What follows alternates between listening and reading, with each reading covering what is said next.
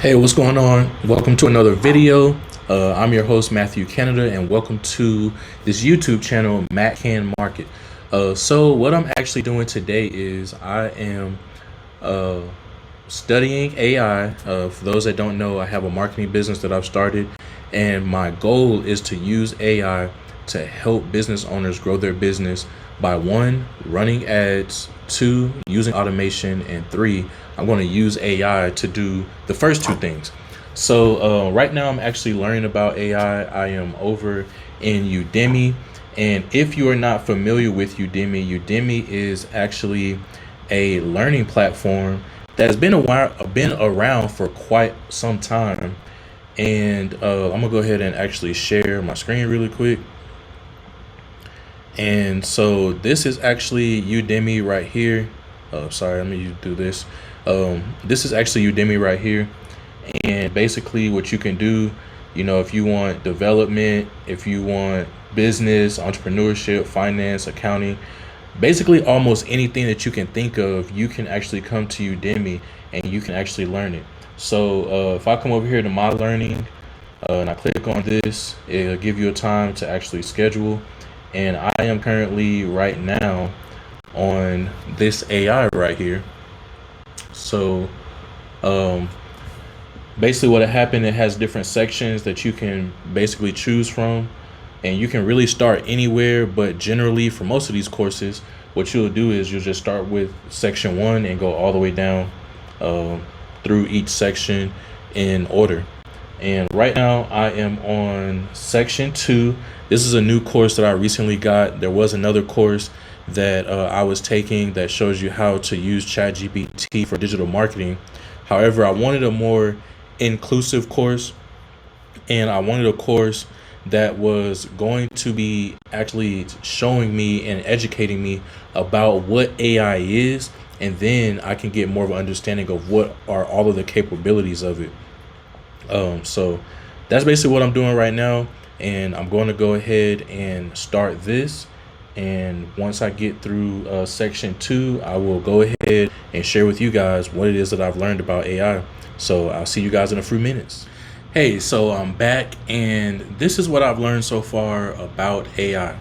So first, what is AI? AI stands for artificial intelligence, and it is a computer term that is basically has two goals.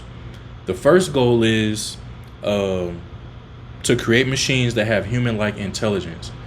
Now, the second goal is for it to be able to learn, understand, and problem solve without the assistance of humans. So basically, being able to know its environment, understand its environment, and adapt according to its environment. Now, what AI is not? AI is not all knowing, it doesn't know everything. AI also does not have self confidence, and AI also does not have emotions.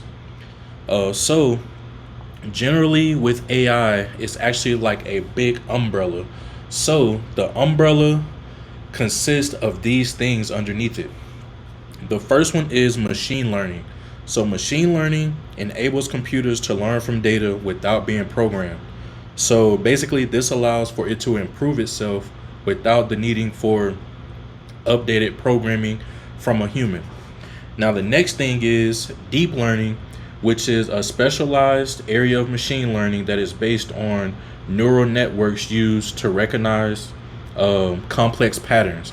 So basically, you can think of like how you have or how we have, brains, and how we have neurons in our brains, and it sends signals throughout our bodies for when we feel pain or if something's not right. That's basically what deep learning is for these machines. Is it's using neurons to be able to um, allow it to learn on a deeper level. Now, the next one is the neuron networks, which even more specific and is basically like the human brain, as I just stated before. So, altogether, AI is already being used a lot, and a lot of people have been trying to keep from learning AI. And I encourage you to start learning AI, because what I'm about to tell you next is going to shift your mind. You are actually already utilizing AI and you don't even know it. Now, you may be sitting there thinking, how am I already utilizing AI and I don't even know it? Here's how. First, we have voice recognition or voice assistance. So if you have Siri on your iPhone, if you have Alexa, if you have Google Assist, if you have GPT voice, these AIs understand specific things, and that allows for them to understand one, what you're saying, and then they go and they do a command based off what you're saying. So, like if you say, hey Alexa, play this music, or hey Google Assist, make a list for XYZ, that is basically what is going on. You are already utilizing AI. Now, the next thing is, which you may not have known, is have you ever been watching Netflix and all of a sudden when a movie gets done, it gives you some recommendations, or you have a recommendations section based off what you watched? This too is also AI. Basically, there's an AI algorithm that's working in the background, and what it does is based off of your specific account and the different things that you watch, it creates a list of recommendations for things for you to watch next. And a lot of people don't even know about this, but now you do. Now, the next thing are autonomous vehicles, which are some things that are new. There are not a lot of them around, but they are becoming a little more relevant. And that is basically just self-driving cars. Like I know Tesla has a self-driving car, and there are a couple other companies that are working on self-driving cars as well. So now that we've gotten through that, here's what you need to understand about AI. And really, this is more so what I'll be talking about, because I actually am utilizing AI for my marketing business to help me with marketing, to be able to get things done a lot quicker. So first we have LLMs, which is a large language model or machine. And then we also have a diffusion model, which first, the LLM basically makes a lot of text and it focuses on text. The diffusion machine focuses on images and graphic design and different things like that. So if you're a graphic designer, or if you're someone who enjoys writing, or maybe you do copywriting, or you have a blog or a podcast, you need help with outlines, writing papers, even writing a book, the large language machines are what is what's going to actually be able to help you with that. You can go and create outlines with it. You can go and you can create or generate ideas, and you can talk to it as if it is a human. And that's actually leads me into the next thing that I want to talk about, is these AI tools are actually a lot different than Google. Now, Google is still relevant. Google will always be relevant. But the reason these language machines, these large language machines, and these diffusion machines are a lot more or a lot better than Google in some ways is because it allows for you to talk to it as a human, as if I'm talking to you right now. You can go and say, hey, I'm allergic to XYZ and I'm looking to eat healthy. Can you please give me some recipes that are tasty and that don't include any of these ingredients?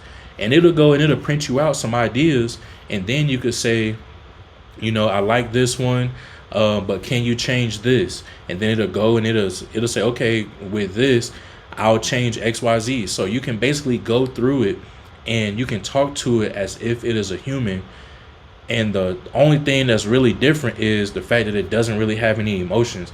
So instead of going to Google and saying, hey, I'm allergic to this and I need these recipes, and you end up spending 30 or 40 minutes on a search, you can go to ChatGPT and you can actually type this stuff in, and you can have your answer or your response within the next like 2 to 3 minutes or even less.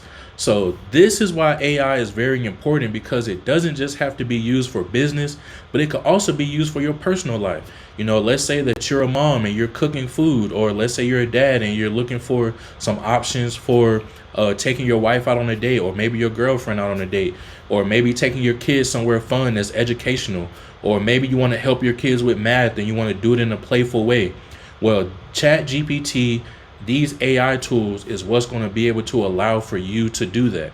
So make sure that you start learning how to use these, because this is going to become a part of your everyday life. The last thing that I want to leave you with is, if you do start going and utilizing these AI tools, there's something called tokens. Tokens are basically pieces of words or characters of words. And what will end up happening is, when you decide to input your whatever message it is, or whatever question it is, or task that you have, it will create tokens. Now, these tokens is basically a limit depending on which version you are using. And once you start getting closer to that limit, that's what's going to end up causing ChatGPT, or whatever AI model that you're using, is going to start giving you things that don't make sense as much. And it'll slowly start dying down. So a way that you can actually get past that is by, one, if you do have a long amount of text, you can actually ask for a summary of that text, and that will actually allow for you to shorten your token usage, because once you hit your token usage, then you're actually going to be on pause from ChatGPT for maybe like 40 minutes or whatever. I've actually ended up doing that on accident when I was just researching a lot of stuff about marketing and asking a lot of questions, and I end up having to wait 30 minutes. And to keep from doing that, you want to make sure that you watch your token limit. Now, for the regular model, I think the free version is about 6,000 tokens, and this is for ChatGPT. And for the next model up, there's about 8,000 character limit. And then for the upgraded one, or the Turbo or ChatGPT 4.0, that is the upgraded one, and that is the membership one, and that allows for you to have 128,000 characters. Also remember that these tokens, it goes by the sentence that you input, and it also adds the output that ChatGPT gives.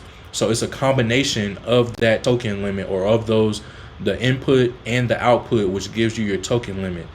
The other thing I want to encourage you to do is, when you give ChatGPT tasks to do not give it too many tasks at one time, because, as I stated earlier, that will cause you to end up getting closer to your token limit. And once you get closer to your token limit, then you want to make sure that, or once you start getting closer to your token limit, you're going to start seeing different results and different things like that. So I hope that this was helpful. I know it's getting a little dark in here just because the sun's going down. I have my window open, but I'm going to go ahead and end this video, and I will catch you guys in the next video.